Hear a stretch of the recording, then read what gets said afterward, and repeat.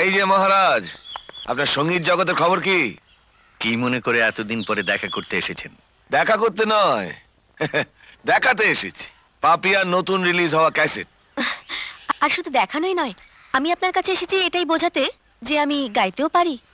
টাকা দিয়ে হয়তো ক্যাসেট অ্যালবাম তৈরি করা যায়, কিন্তু প্রকৃত শিল্পী তৈরি করা যায় না। শিল্পী হতে লাগে সাধনা, আরাধনা। কিশোর, কিশোর। গুরুজি, আর এই সব গুণগুলো ছিল বলেই ও আজ আমার একমাত্র উত্তরসূরি। ওকেই আমি সবকিছু উজাড় করে দিয়েছি। আচ্ছা, এই উত্তরসূরি হতে কত টাকা লেগেছে এই ছোকরাটির? আমি নয় আপনাকে ডবল দেবো।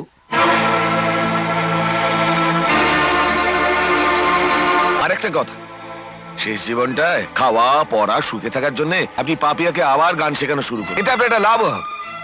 পাপি আপনাকে পপ সঙ্গীত শেখাতে পারবে।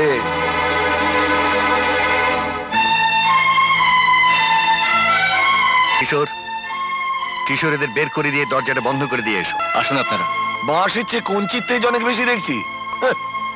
শুনুন শঙ্কর মহারাজ, ভাত ছড়ালে যেমন কাকের অভাব হয় না, তেমনি আমি চাইলে আপনার এই বাছুর সমেত আপনাকে আমার বাড়িতে টাকার জালে বেঁধে রাখতে পারি।